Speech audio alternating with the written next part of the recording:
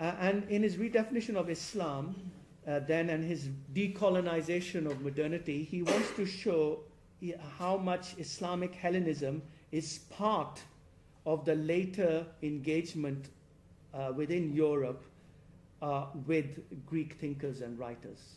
So Islamic Hellenism prepared the ground for the later reception of Arab writers, of Greek writers in Europe. So so the other area of complication here is that Iqbal is, if you like, on the one hand opposed to the West, but on the other hand he's also engaging with European modernity and unraveling it. So what he's trying to do is reconcile and also validate earlier Islamic thought through modern European thought. So that's the second move that he's trying to do. One, he's trying to reconcile and validate earlier Islamic thought through modern European thought. And this means that the work is what I call, is very cosmopolitan in style. It moves fluently between intellectual traditions. So it moves fluently between intellectual traditions. And again, I have some kind of specific things to say about that, but we're running out of time, so I won't talk about that. But the end result of this is that the boundaries between the West and Islam become porous. So in Iqbal's work, in these prose works, the boundaries between the West and Islam become porous. They keep merging together as he moves between intellectual traditions. And there's almost a sense as though his cosmopolitanism transcends the distinction between the West and Islam as he draws between different traditions. And I have some kind of detail here about, if you like, the nitty-gritty of his methodology in intellectual history, which put basically he dehistoricizes the history of intellectual thought because he puts different thinkers in different traditions in dialogue with each other. And that, I think, is the key strategy. He puts different thinkers in different traditions in dialogue with each other as though they were contemporaries discussing the same question. And that is an important part of his intellectual history. So to give you just one example, he shows, for example, how some of the problems in Nietzsche's thinking could be kind of resolved by thinking about some of the problems earlier Sufi thinkers were grappling with 500 years before. So there's this attempt to, if you like, dehistoricize philosophical questions, to treat them as questions which in some senses aren't limited by history. So that's the important strategy in his work. But that, as I said, produces tensions because on the one hand he is in opposition to the West, on the other hand the West and Islam keep merging together in his reconstruction of Islam. So what are let me end by saying then, in terms of the contemporary situation, what are the strengths and the limitations of Iqbal's work as was said in the introductory remarks. What's dead about Iqbal and what's alive about Iqbal. Well, let me just say what I think resonates about Iqbal today. The first thing is that as far as his engagement with modernity is concerned, the flexible boundaries between Islam and the West anticipate one really crucial feature of modernity in our own time, which is something that Arjun Appadurai has pointed out, which is modernity rewritten as what he calls vernacular globalization. Vernacular globalization. So in other words, that we need to start thinking about modernity, not modernity in the singular, but modernities in the plural. The way modernities become localized in different cultural contexts. That's what vernacular, if you like, vernacular modernities. Now what's interesting about Iqbal's stress on mobility, migration, and his criticism of nationalism, and his celebration of a transnational Islam, and his landscape of moving groups and moving individuals, as well as his cosmopolitan style of thinking.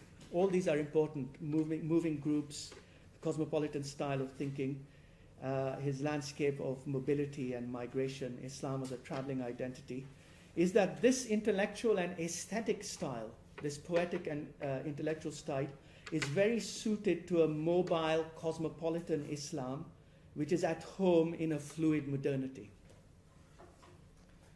It's so in a culturally diverse, fluid modernity. So that style of thinking, that transnational reconstructed Islam, is a powerful anticipation of cosmopolitan modernity in our own age, of a global cosmopolitan modernity in our own age, of a kind of fluid, culturally diverse modernity. And the second reason that Iqbal's work is significant is because in many ways it's not about Islam alone, but about the place of religion in general in modernity. And that's why I think it's important to de-ghettoize Iqbal, because it's, there are many reflections in Iqbal about the place of Christianity in modernity and the need for Islam to avoid Christianity's fate, its marginalization by secularizing modernity. And recently, the sociologist Ulrich Beck has argued that one of the developments that's not been anticipated by Western sociologists is the growth of religious movements in the last 50 years in the world. The growth of religious movements in the last 50 years. And as he said, Ulrich Beck, in a talk I went to, more modernity doesn't mean less religion. Okay, and that, I think has become clear in the last 50 years or so, and not just within the Islamic world. So it's important to remember that what I say what I also, again, I provide references in my book because it's important to always to footnote these things, is that Iqbal saw Khudi and the reconstruction of Islam as relevant to other religions as well within the age of secularizing modernity. And I provide all the references in his work where he looks at that. So you need his work, therefore, that's why he has to be de-ghettoized, because I think there are lots of insight. Iqbal needs to be read, for example, alongside liberation theology in Christianity, the reconstruction of Hinduism in Gandhi, and so on. And so there's a general, the problem he's grappling with is one that overflows the boundaries of Islam alone.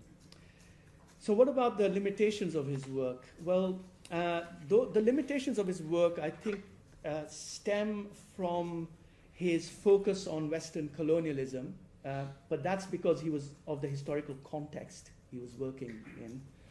Because there's some people who argue that, and I'm thinking here about Hart and Negri's book called Empire, which was published in 2000, which caused a bit of a storm, that empire today, they argue, has no territorial center of power. This book, Empire, argues that empire today has no territorial center of power. It's a decentered apparatus of rule, and it's a global realm. And they argue that what's wrong with postcolonialism, and in some senses Iqbal is a postcolonial critic, is that it remains fixated on old European forms of power. Okay, so the problem with postcolonialism, and Iqbal obviously, because of the context he was working with, was focused on European colonialism. And the point they make in this book is that all postcolonial perspectives, which includes Iqbal, are dated now because they are focused on old European colonial notions of power. Whereas what we need is the recognition, they said, of the novelty of the structures of power that order the contemporary world. That in the contemporary world there are new forms of power which are not simply continuations of European colonial power. Okay? And to quote them, they say empire is not a weak echo of modern imperialism, but a new form of rule. Okay, so the problem here is that those strands of Iqbal which are focused on European colonialism, for obvious reasons, may not help us in thinking about empire today as a new form of rule. Okay, so that's one possible limitation.